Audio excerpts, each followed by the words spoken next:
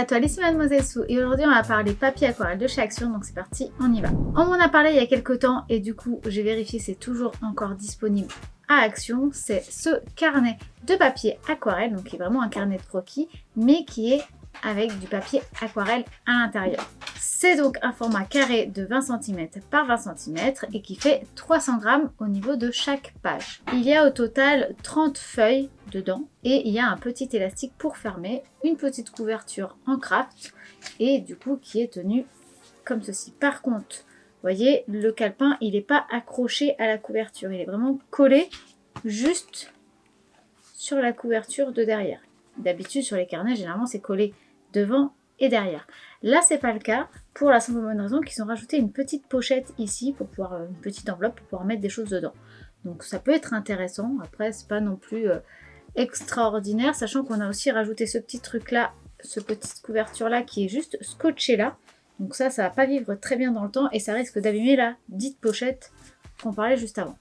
Donc bon, à voir, mais par contre si on enlève ça, techniquement ça fera juste un très joli carnet en craft, donc pourquoi pas. Pour ce qui est des feuilles, on est sur des feuilles comme ceci, qui sont granuleuses d'un côté et ultra lisses de l'autre, sauf que du coup, d'un double page sur deux, il y en a un côté lisse, un côté torchon. Et du coup, il n'est pas précisé si les deux sont aquarellables, s'il n'y en a qu'un côté qui est aquarellable, et dans ces cas-là, c'est lequel. Parce que ceux qui ont déjà regardé mes précédentes vidéos, j'avais testé le papier aquarelle classique en bloc de chez Action, et vous ne pouvez utiliser l'aquarelle que d'un côté, le côté où c'est le plus granuleux, le côté torchon. Parce que si vous le prenez de l'autre côté, et que vous avez quelque chose de très lisse, il y a une sorte de revêtement qui fait que c'est pas agréable du tout à travailler, le papier ne va pas bien boire l'eau, et du coup ça ne se fluidifie pas, ça ne se floute pas, c'est un véritable calvaire. J'en ai même fait un challenge pour me torturer un petit peu, donc voilà, si vous voulez rire de moi, vous pourrez aller voir cette vidéo par la suite si vous ne l'avez pas vue.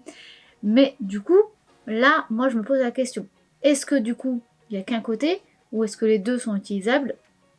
C'est pas précisé, c'est assez intriguant, parce que là c'est vraiment pas que un seul côté, c'est vraiment recto verso des deux côtés. C'est très étrange. Donc maintenant, ce qu'on va faire, c'est qu'on va faire des swatchs des deux côtés pour pouvoir tester qu'est-ce qui est bien ou pas.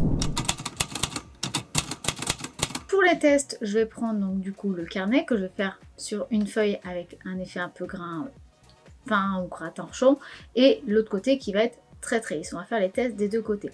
De plus, ce qu'il faut savoir, c'est que normalement quand on utilise un carnet aquarelle, des feuilles aquarelles, on les tend.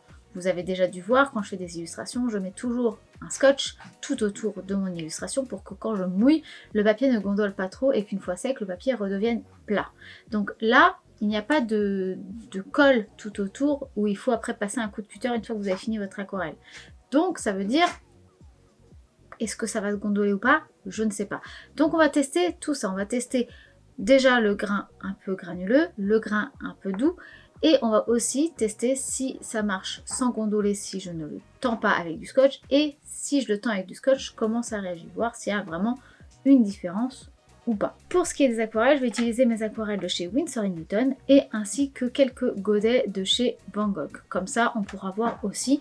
Je sais que les aquarelles fonctionnent bien, qu'elles réagissent bien, qu'elles se floutent bien, donc s'il y a un problème, ce ne sera pas la faute de l'aquarelle, mais ce sera bien la faute du papier. Également pour mes pinceaux, je vais utiliser les pinceaux Raphaël, donc je vais utiliser des petits gris et des Kolinsky, des pinceaux que j'ai l'habitude d'utiliser qui ne posent pas de problème, comme ça je suis sûre que c'est pas eux qui abîmeront le papier s'il y a une réaction, bien entendu. Donc c'est parti, on va prendre directement le carnet et on va noter tout d'abord tous les tests qu'on va faire pour ne pas en oublier. Et on remercie Toshi si vous l'entendez parce qu'il a décidé d'aboyer. Je pense bien sûr à tendre mon papier, donc vraiment j'essaie de le coller vraiment au maximum au rebord, même de l'autre côté du carnet. Ce qui est important, c'est que vraiment la feuille ne puisse plus bouger du tout. Je prends mes aquarelles donc chez Winsor & Newton et de Van Gogh et je commence tout de suite par faire ma technique du mouillé sur mouillé, c'est-à-dire de mettre de l'eau bien partout et je vais déposer mon pigment de façon uniforme pour jouer sur la capillarité et obtenir un aplat homogène.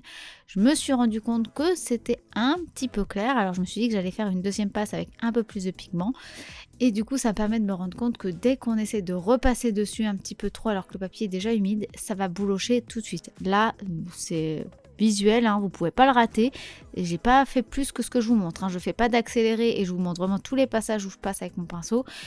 ça s'est fait vraiment très très rapidement, donc c'est un papier qui est ultra sensible. Donc je m'arrête là, hein, je ne vais pas faire plus de dégâts et on va s'attaquer au dégradé. Et donc je mets de l'eau et j'ai pris tout de suite beaucoup plus de pigments pour être sûr d'avoir un dégradé visible en caméra.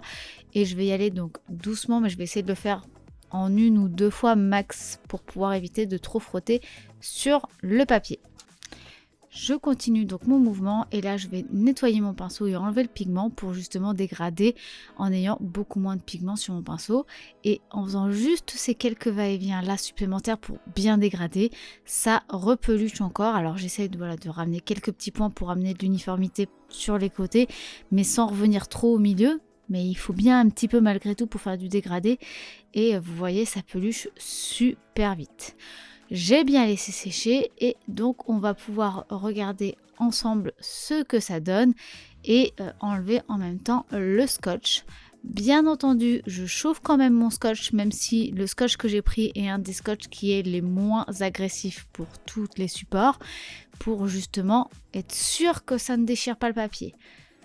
Bon, bah là, ça déchire. Je l'ai déjà utilisé plusieurs fois et sur les autres papiers que j'ai pu utiliser coton comme synthétique, ça n'avait pas déchiré. Vous avez pu déjà voir ça sur mes vidéos précédentes. Donc là, vous voyez, il n'y a rien à dire. C'est pas le papier c'est le papier qui est en cause et pas le scotch, hein, parce qu'on l'a déjà utilisé plusieurs fois. Donc là maintenant, on teste le papier granuleux, en tout cas le côté granuleux, avec le papier non tendu, et j'essaie d'aller beaucoup plus vite vraiment, alors que j'allais déjà vite au départ, mais j'essaie de vraiment faire le moins de mouvements possible pour essayer que ça peluche le moins possible. Ça peluche encore, mais beaucoup moins puisque j'essaie de pas trop revenir dessus, mais ça peluche malgré tout, vous le voyez un petit peu là à l'écran. Je recommence avec mon dégradé, donc comme d'habitude, je mets déjà bien de l'eau partout. J'essaie de pas trop en mettre, juste assez pour humidifier pour que ça puisse être homogène après, que ça soit fluide et que du coup ça permette de bien se flouter, mais pas trop pour pas que ça peluche trop, mais même comme ça pour l'instant j'ai pas encore trouvé. Et donc j'essaye de le faire super vite, je fais qu'un passage. Le deuxième, vraiment là je me dis déjà que j'aurais pas dû et ça a peluché un petit peu, et je remets un petit peu d'eau et voilà, j'essaie de vraiment passer très très peu. Ça peluche moins, mais ça peluche quand même un petit peu malgré tout. J'ai bien laissé sécher et j'ai tourné la page, j'ai pas filmé, et du coup je suis en train de tendre donc du coup ma feuille lisse avec mon scotch. Donc je vous en ai pas parlé je crois dans cette vidéo, mais c'est le scotch de protection 3M de la marque Scotch aussi. Justement c'est la même section que les Blue Tape, sauf que là celui-ci est violet parce qu'il est censé protéger encore plus et donc être sur les surfaces encore plus fragiles et qui pourrait risquer de s'abîmer. Donc normalement c'est tout ce qu'il faut utiliser pour du papier. Donc maintenant que j'ai bien tendu, on va retester sur la partie lisse avec un aplat. Donc là vous voyez, j'essaie de charger tout de suite pour pas me faire avoir comme sur la première, pour essayer d'avoir un aplat bien visible à la caméra en ayant très peu de peluchage.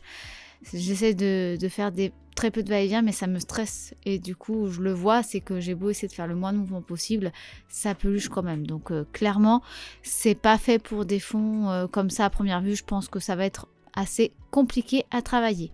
Je m'attaque donc à mon dégradé, je mets donc mon bleu toujours bien pigmenté au rebord et je vais faire mes va-et-vient pour essayer de ramener mon dégradé. J'enlève le surplus d'eau et je ramène le pigment du milieu sur l'extrémité blanche, et voilà, je reviens après vers la couleur pour essayer de dégrader l'ensemble, et à chaque fois ça ne manque pas, ça repeluche. J'essaie d'aller le plus vite possible pour que au moins ça peluche moins, mais ça peluche quand même. Là, vous voyez bien, j'ai super bien cadré, hein, on s'en rend compte, j'ai pas mieux, mais le changement est pareil, hein. Quand j'ai enlevé le scotch, ça a déchiré aussi, et là mon aplat a aussi également peluché, malgré que je n'ai pas tendu mon papier, et c'est ainsi pour mon dégradé également. Donc ce n'est pas une franche réussite. Et en plus de ça, c'est que là, comme le papier n'est pas tendu, il gondole un petit peu et les pigments glissent dans le creux du papier. Voici donc le résultat déjà sur le papier un peu granuleux. Donc on a donc ici avec le papier tendu et ici avec le papier non tendu. Déjà, ce qu'on peut remarquer et qu'on voit un peu moins après par la suite, c'est qu'il bouloche. Ça, c'est parce que du coup, c'est un papier qui va être très sensible. Normalement, c'est ce qu'on a quand on utilise du papier 180 grammes par exemple, et justement un peu moins quand on utilise du papier 300 grammes. Là, il réagit exactement comme du papier assez fin en fait. Il bouloche beaucoup, donc il va falloir faire attention, pas repasser beaucoup de fois sur la même zone tant que c'est mouillé, sinon ça va pelucher et du coup vous n'aurez pas une surface homogène et uniforme. Du coup, une fois que j'ai lâché mon papier, j'ai retenté en faisant beaucoup plus attention et vous voyez, je n'ai plus les peluches. Donc il va falloir y aller vraiment rapidement et pas faire beaucoup de va-et-vient sur votre papier quand il est humide. Et du coup, là par contre, ça réagit très bien. Au niveau gondolage, franchement ça va parce que j'ai tordu mon papier et là il n'était pas tendu et ça pas trop gondolé. Ça gondole quand même plus, hein. Quand je passe mon doigt, on sent quand même qu'ici il y a des petites vagues et ici il y en a beaucoup moins. Il y en a quand même, il y en aura toujours un petit peu, mais beaucoup moins. Donc disons que si, vu l'état du papier, il est assez fin au niveau de, en tout cas de la réaction, il est assez fragile, si vous ne le tordez pas et que vous ne mettez pas beaucoup de couleurs, pas beaucoup d'eau d'un coup, ça peut le faire, vous pourrez avoir un résultat qui ne sera pas trop moche. Par contre, une autre preuve aussi également que le papier est fragile, c'est que j'ai utilisé mon scotch violet, qui est un scotch ultra fin, ultra léger pour ne pas abîmer les surfaces en dessous. Et même ça a déchiré mon papier. Donc si ça déchire mon papier, ça veut dire que le papier est vraiment très très fragile parce que je l'ai retesté avec d'autres papiers, le scotch violet, et j'ai pas eu de soucis. Donc je sais que c'est ce papier-là qui est la cause. Pour ce qui est du test sur papier lisse, eh bien du coup, pareil, comme j'avais fait le premier, j'ai fait attention à ne pas trop attaquer mon papier pour ne pas trop le pelucher. Mais en dehors de ça, ça réagit quand même bien. Ça se boit quand même, ça se dégrade. Donc j'ai pas grand chose à dire. Au niveau du papier tendu et du papier lâché, c'est toujours pareil. Ça gondole un peu plus quand c'est lâché, un petit peu moins quand c'est tendu. Mais c'est pas non plus incroyable. Donc bon, ça change pas grand chose, on va dire. Et du coup, pour ce qui est du granulage, malgré tout, j'ai beau faire attention, ça granule quand même un petit peu. Donc il faut vraiment faire attention, ça a vraiment tendance à granuler. Donc surtout, faites pas des grands fonds, faites pas des grands ciels ou ce genre de choses, parce que vous risquez d'avoir ce genre de problème qui va arriver. Donc là déjà, à première vue, ce qui me pose problème, c'est que je trouve que le papier, pour un papier 300 grammes, il est très fragile. Le but de prendre du 300 grammes, c'est qu'il est censé bien réagir à l'eau et donc du coup pas trop gondoler, ça va, mais il est aussi censé ne pas trop pelucher. Là, ça c'est pas le cas. Donc ça va être du coup assez minutieux, assez galère pour vous si vous faites par exemple un paysage et vous voulez faire un ciel, une mer, une plaine. Vous pourrez pas mettre beaucoup d'eau, faire beaucoup la technique du mouillé sur mouillé pour faire un beau dégradé, pour amener des nuances, surtout par exemple si vous faites un coucher de soleil. Ça risque d'être très compliqué par exemple d'obtenir ce genre d'effet de façon jolie. Donc bon, à première vue, c'est pas fou.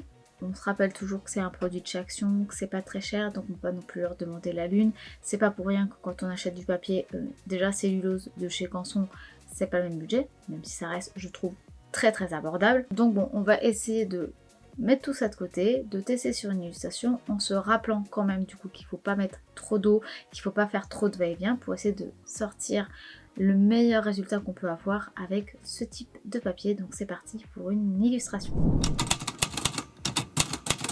Comme tout à l'heure pour mes swatchs, je vais utiliser les mêmes produits. Donc je vais utiliser mes aquarelles de chez Winsor & Newton, mes Van Gogh, ainsi que du coup mes pinceaux Raphaël. Comme ça, ce sont des poils naturels ou synthétiques de qualité qui réagissent bien à l'aquarelle, à l'eau et donc au pigment et qui vont du coup être très fluides, très doux pour se poser sur le papier et du coup j'aurai pas à faire beaucoup de va-et-vient dessus. J'ai donc fait mon crayonné, j'ai fait des fleurs de chardon, j'ai passé d'abord ça au crayon à papier 2H que j'ai gommé avec ma gomme de mie-pain Faber-Castell comme d'habitude et c'est parti donc pour l'aquarelle. Je commence tout de suite avec mon illustration que j'avais déjà préparée en amont. Je la gomme avec ma gomme mie-pain de chez Faber-Castell pour enlever le surplus de carbone. Car quand on teste un papier et puis même quand on fait une illustration, il faut toujours enlever le surplus de carbone pour ne pas griser ses couleurs. Donc on enlève toujours, même si du coup vous voyez un petit peu moins bien à l'écran. J'ai préparé mes couleurs donc en amont sur ma palette d'aquarelle et je mets déjà un tout petit peu d'eau et je vais vraiment y aller surface par surface. Donc là je fais le cœur de mes chardons.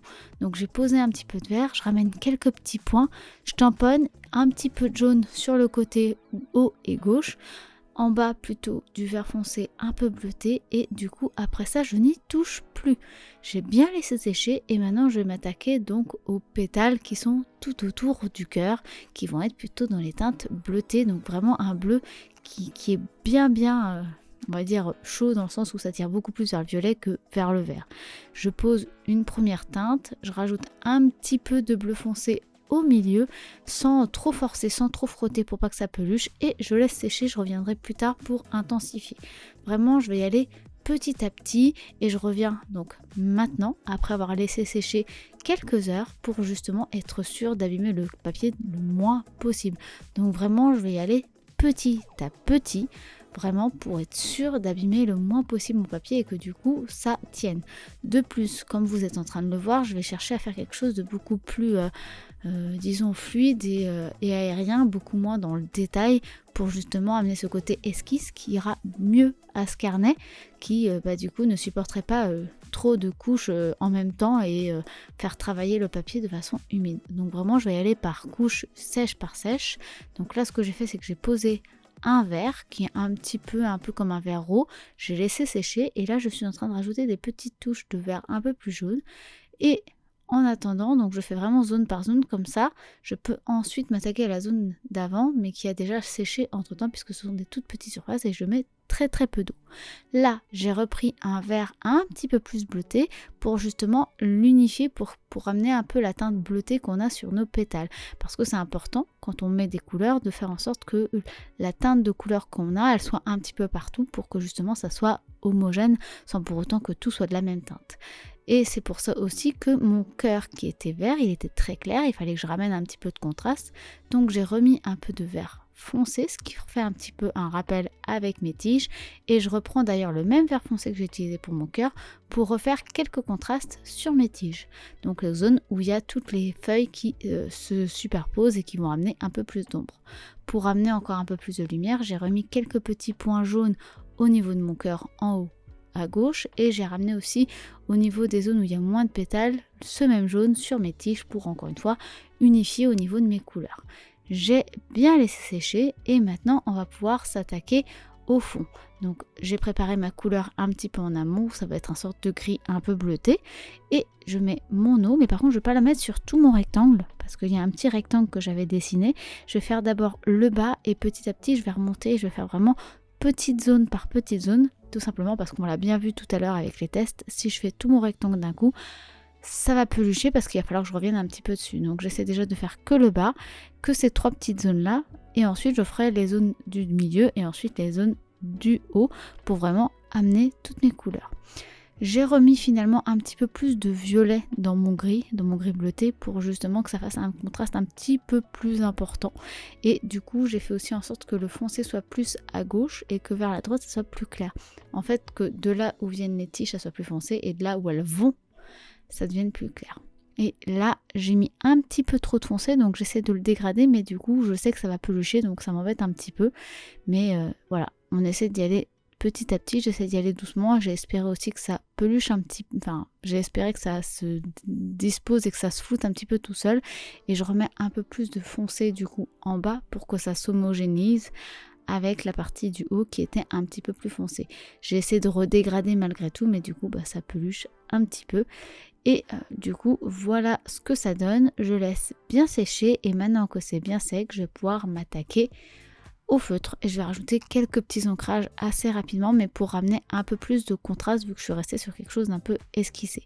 Comme vous pouvez le voir, je fais mon cadre avec une règle. Ce que je fais, c'est que ma règle, je la laisse toujours dépasser un petit peu sur le côté, donc ça fait que elle est un peu en suspension à cet endroit-là. Donc une fois que j'ai fini de passer plusieurs fois mon feutre pour avoir l'épaisseur que je veux montrer, je vais basculer grâce à ce creux-là pour surélever ma règle sans avoir à la faire glisser.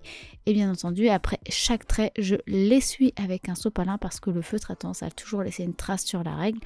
Et si on le repose, on risque de faire baver et de faire des traces sur nos feuilles. Maintenant que mon cadre est fait, j'ai fait en sorte, si vous avez remarqué, de laisser les traits de mes pétales, de mes têtes de fleurs vierges. J'ai pas voulu couper avec mon cadre, au contraire, comme si les feuilles et les fleurs sortaient du cadre. J'ai rajouté quelques traits un petit peu sur les tiges et un petit peu sur les têtes de fleurs juste pour amener un peu de contraste et donc voilà le résultat. Donc moi ce que j'ai fait c'est que comme j'ai vu que le papier lisse et le papier granuleux étaient pareils, ça régissait à peu près de la même manière, je me suis pas embêtée, je suis partie sur papier lisse parce que je préfère les effets lisses. C'est une question de goût, c'est pas mieux ou pas mieux, c'est une question vraiment de ce qu'on aime au niveau de notre rendu. Comme je savais également que je ne pourrais pas faire beaucoup d'aplats, beaucoup de surface, j'ai plutôt essayé de faire une petite fleur. J'allais pas me lancer dans un visage, je ne suis pas suicidaire. Donc j'ai préféré faire une fleur avec un petit fond mais qui va être très léger et dégradé, comme ça je ne cherche pas trop. Et j'ai du coup faire quelque chose un peu plus en esquisse. Comme ça, je pouvais revenir après avec mes feutres. Comme ça, je pouvais faire ça sans trop me prendre la tête. Pour ce qui est des réactions de la couleur avec l'eau, il n'y a eu aucun souci. J'ai pu mélanger mes couleurs, j'ai pu repasser dessus. Ça n'a pas mal réagi. J'ai pu faire du mouillé sur sec comme du mouillé sur mouillé. Il n'y a pas de souci. Donc déjà, même si on est sur côté lisse par exemple, il n'y a pas autant de difficultés que ce que j'avais pu avoir sur mon précédent papier de chez Action. Donc je trouve que déjà, à première vue, c'est pas mal. Mais par contre, il peluche. Donc il va vraiment falloir que vous fassiez attention. Mais pour réaliser cette fleur-là, comme je savais qu'il fallait pas que je fasse trop de va-et-vient, que je charge trop en une seule fois, j'ai laissé sécher entre chaque couche. J'ai fait vraiment des zones où je faisais 1 à 2 passages et c'est tout.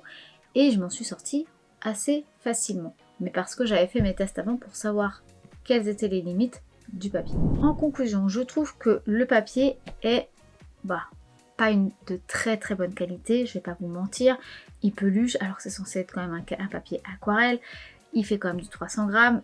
Il y a deux types de formats de papier, je sais pas trop pourquoi, mais bon, en soi, c'est pas très dérangeant, mais juste ça intrigue et c'est pas expliqué. Par contre, vu son prix, c'est pas si étonnant que ça. Ça correspond au niveau qualité-prix. Donc, si vous n'avez pas les moyens de vous prendre un papier aquarelle, ne serait-ce qu'un papier aquarelle de chez Canson, ou même de chez Clairefontaine, où vous avez des papiers 300 grammes qui sont pas très chers avec un bloc.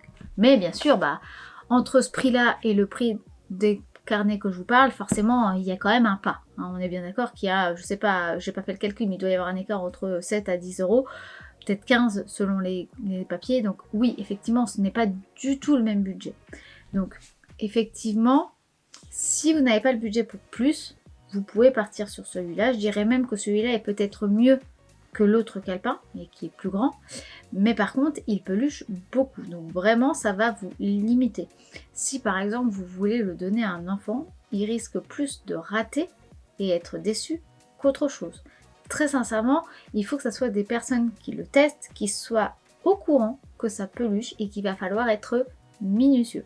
De toute façon, à chaque fois quand je fais des vidéos action, je m'en sors parce que je fais attention, parce que je suis minutieuse et que du coup je fais en sorte que les défauts que je trouve dans les produits, je les mette de côté pour essayer de faire en sorte d'utiliser que leur qualité. Et là, c'est exactement la même chose. Mais pour ça, il faut avoir un minimum de maturité. Donc il faut bien que vous y pensiez. Si vous êtes adulte, vous êtes ado et vous êtes grand et que vous savez, vous avez bien compris, oui, pour débuter, vous n'avez pas les moyens d'acheter un papier aquarelle à 12-15 euros. Oui, prenez ça, clairement. Maintenant, c'est... Voilà. La seule chose, c'est que je mets beaucoup de pincettes quand je vous en parle, parce que celui-là, il est quand même assez délicat, et si vous débutez en aquarelle, et que vous vous mettez à poser votre couleur, et que vous commencez à essayer de faire des dégradés, à essayer de faire des fonds, et vous repassez, parce qu'on le fait tous quand on débute, et même quand on ne débute pas, des fois il y a besoin de faire ça, vous allez avoir un résultat qui ne sera pas très heureux. C'est le cas, ça arrive. J'ai même une élève dernièrement qui avait un papier qui était... On ne sait pas trop au niveau du grammage parce qu'elle avait qu'une feuille, mais clairement je pense que ça devait être du 180 grammes, 200 grammes maximum au niveau de l'épaisseur du papier. Et elle est passée un petit peu pour faire des effets et ça a peluché. L'avantage c'est que c'est un papier de meilleure qualité que celui-ci et que quand ça a séché, les peluches on a pu gommer doucement pour pas enlever non plus tout le pigment et ça a rendu bien. En plus, de toute façon, c'était un effet texturé qu'elle avait, donc c'était pas très gênant également. Mais même là, elle-même, elle s'est sentie un peu embêtée. Et c'était pas de sa faute à elle, c'est la faute du papier. Donc, pensez bien que ce genre de choses peut vraiment vous mettre mal quand vous êtes en train de produire. Et puis, surtout, ça peut vous démotiver, alors qu'en fait, ce sera même pas de votre faute, ce sera la faute du papier. Donc, si vous avez un budget ou que vous pouvez économiser pour acheter plus, achetez plus tout de suite. Attendez un peu et achetez plus. Si vraiment vous savez que vous ne pourrez pas avoir plus, prenez ça, mais par contre, faites attention. Voilà, maintenant que je me suis beaucoup répétée, que vous avez bien compris ce que je voulais dire par rapport à ce papier, eh bien on va pouvoir enfin conclure cette vidéo. Donc j'espère en tout cas que cette vidéo vous aura plu, qu'elle vous aura inspiré et aiguillé sur cet achat ou pas pour ce produit. Si la vidéo vous a plu en tout cas, n'hésitez pas à la liker si ce n'est pas encore fait. Vous pouvez également la commenter et la partager, ce qui permettrait de soutenir et de faire vivre un petit peu la chaîne. Merci beaucoup à tous ceux qui le font déjà, merci beaucoup à vous tous. Merci aussi à ceux qui me soutiennent en m'achetant un livre de coloriage, un artbook, un goodies, une illustration sur mon site internet mademoisellesou.com. Et puis sur ce, moi je vous dis à dimanche prochain midi pour une nouvelle vidéo et je vous fais des bisous. Bye. À action, c'est...